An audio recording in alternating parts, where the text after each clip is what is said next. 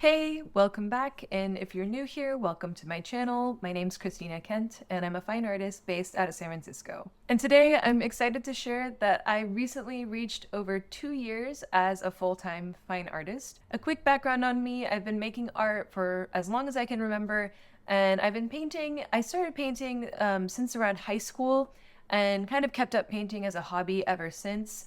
And it was in 2020 that I was doing a PhD program, and I just felt like a need to reconnect with my creativity. So I really started diving back into painting more seriously. I started sharing it on social media, and I was getting some traction. Once I kind of came back to doing painting more seriously and doing it more regularly, I really felt like I wanted to pursue it as a career. And I didn't know how to do it. I just knew that I loved to paint and I wanted to share my work. So I kind of kept doing it on the side of the work that I was doing. I finished my PhD program, I got a corporate job, and I was working for a while, but also doing painting on the side. And thankfully, I was able to kind of grow my art side hustle into something bigger. And eventually, 2 years ago, I decided I was ready to make the leap and do art full time.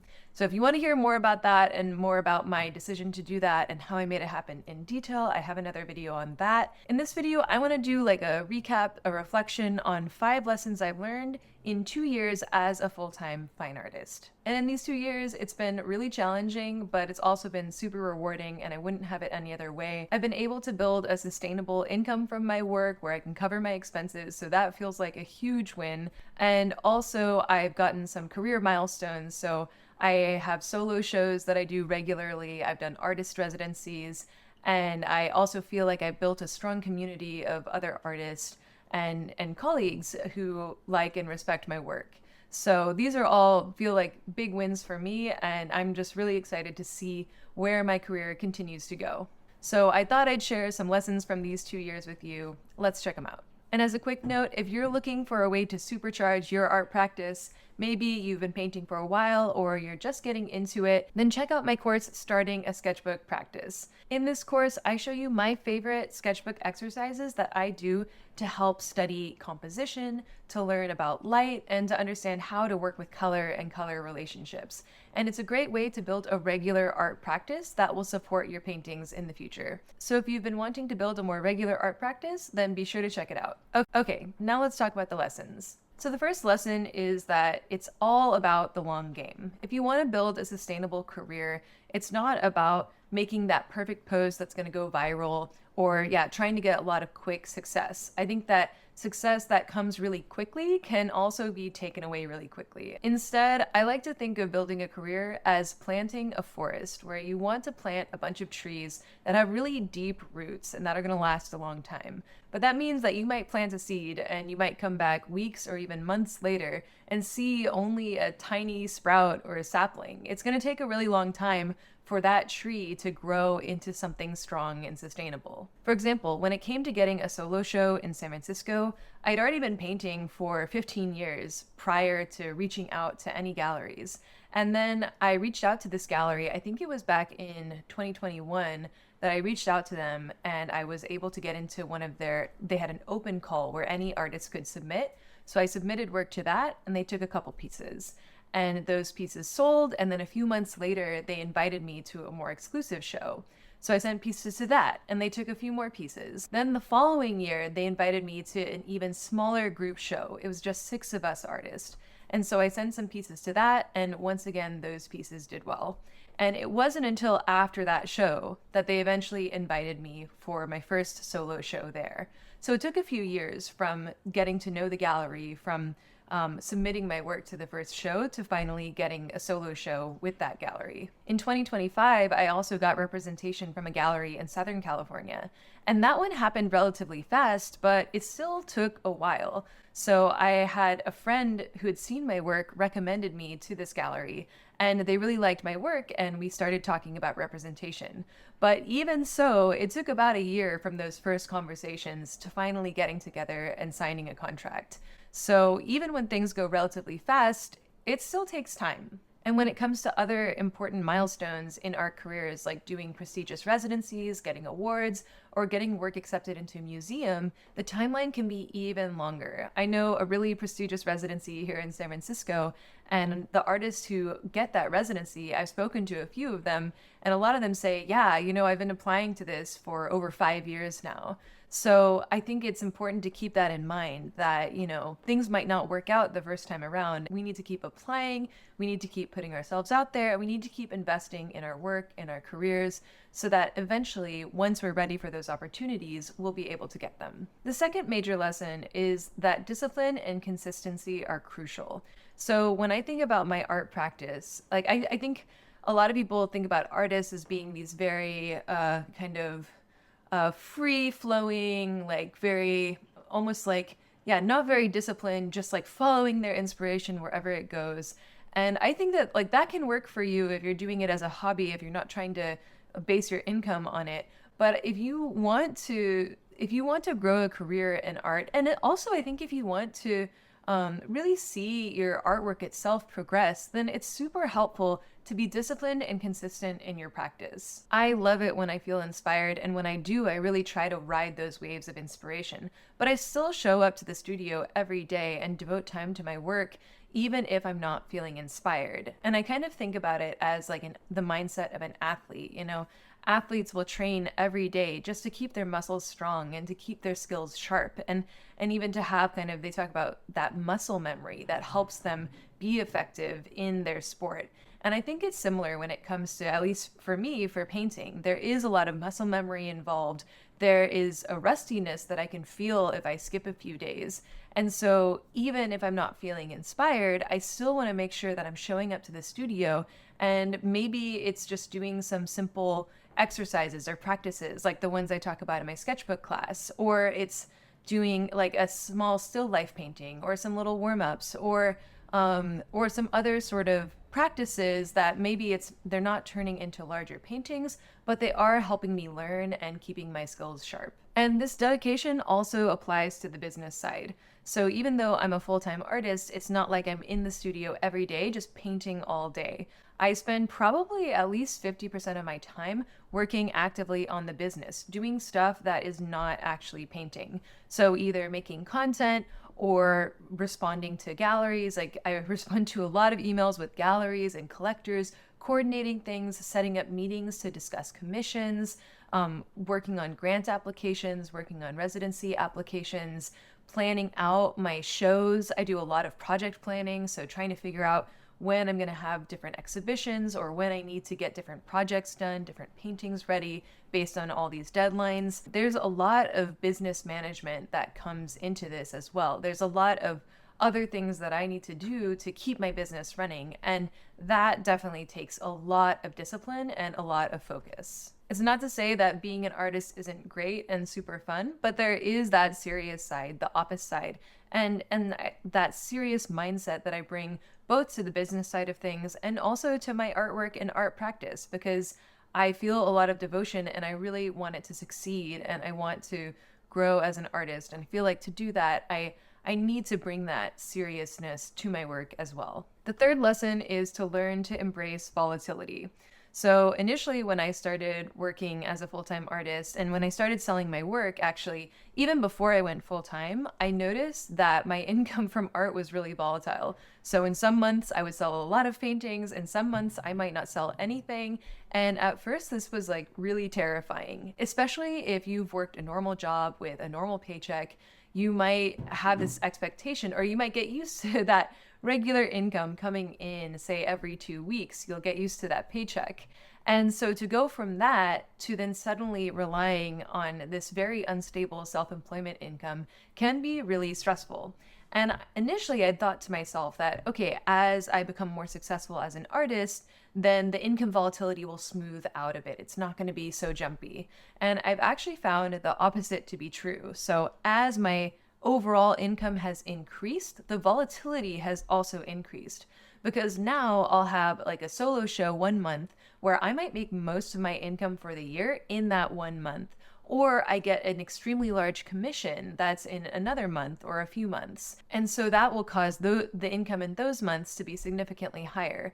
But then other months, especially like the summer months, I can find that there's a dip in my income and things really slow down. So now that I've been doing this for a few years, I've come to expect those big fluctuations in income and plan around them. So when I get a large chunk of income, say from my solo show, then I make sure to put it in savings. I make sure to plan financially for those leaner months that I know are going to come. At the same time, I also try not to be super dependent on any one revenue stream.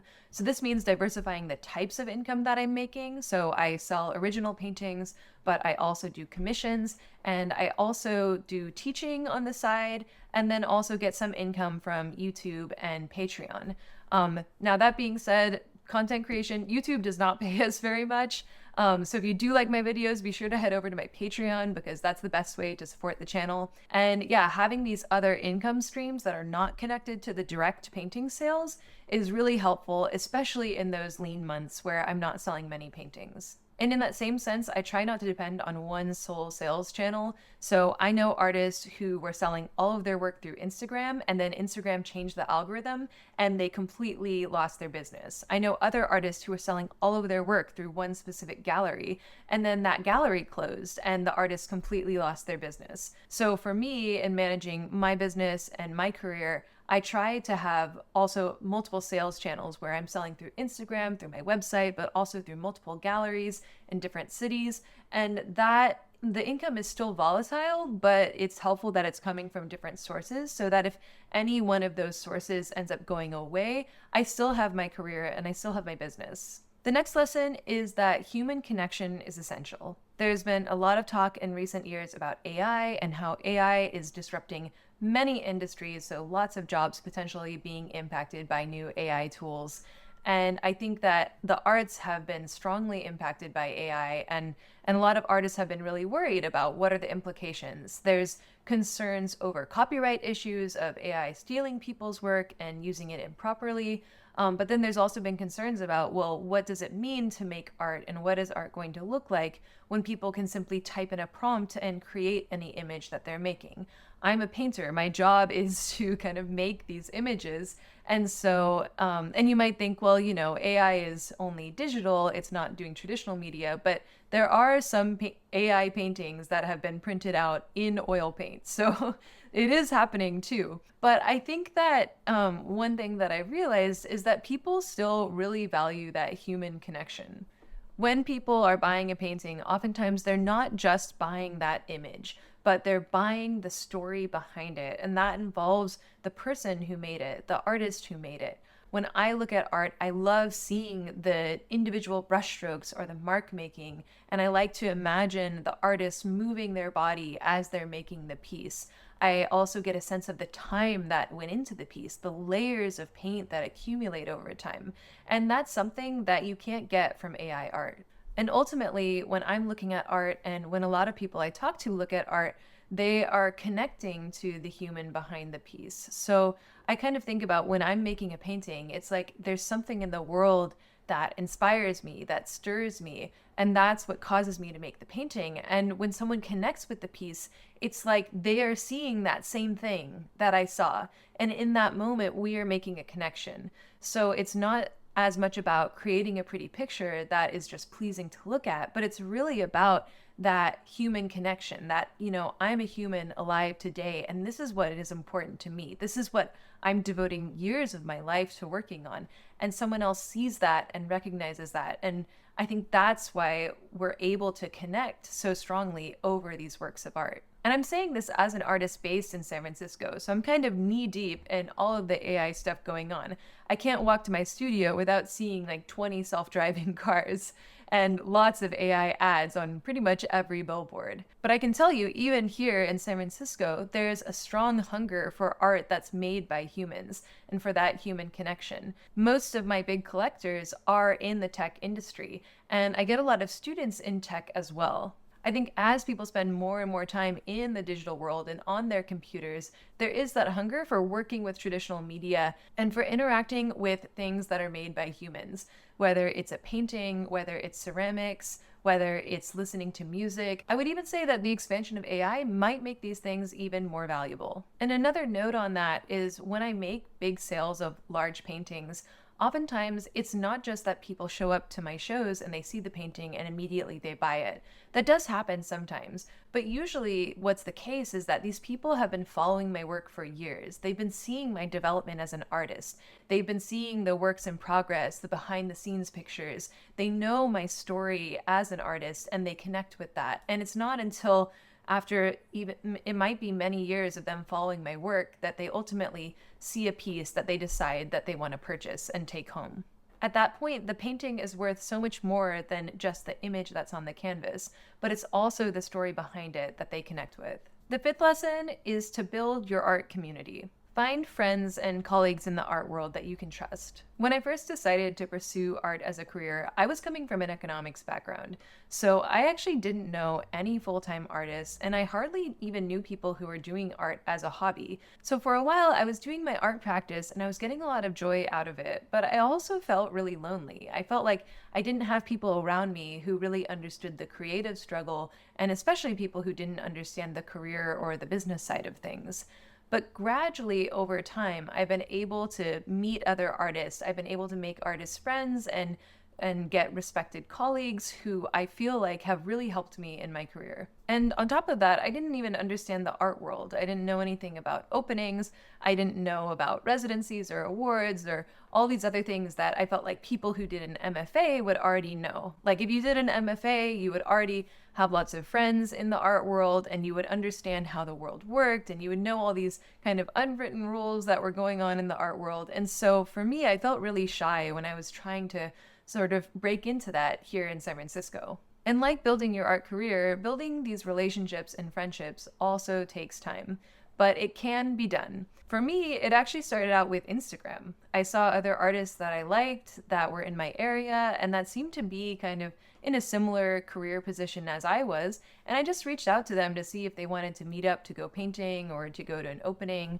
or I would go to openings of the artists I liked and talk to them there. And over time, I found some artists I clicked with. I was able to make friends and build a community. There are a lot of things I don't like about Instagram, but in a way, I feel like it's kind of like LinkedIn for artists. So if you're trying to meet more people in the art world and grow your network and hopefully make some friends too, then I think that Instagram can be a good tool for that. Now I have several artist groups that I like to go see. There's artists that I meet up with to just work on the boring business admin stuff. There's artists in my neighborhood who I catch up with every few weeks. There's artists who I go to openings with so I don't feel so alone. And there's artists who I trust to give me feedback and critiques on my work. And this has made being a full-time artist even more fulfilling because it can be really hard and lonely and stressful whether you are just dealing with some art block or some creative struggles, or you're dealing with struggles on the business side of things and maybe you don't know the next right step for your career.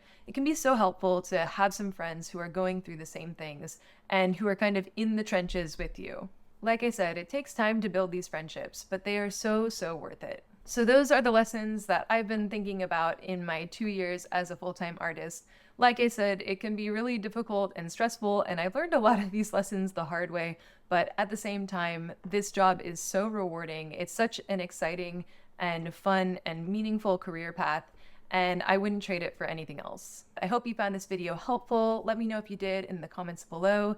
And if you did like this video, be sure to check out my Patreon. On there, I show these videos early and ad-free. I also do Patreon-only Q&As and have exclusive behind-the-scenes content just for Patreons. So if you like my work, if you like my videos, and you want to help me make more, be sure to check it out. Thanks again for watching, and I'll see you next time.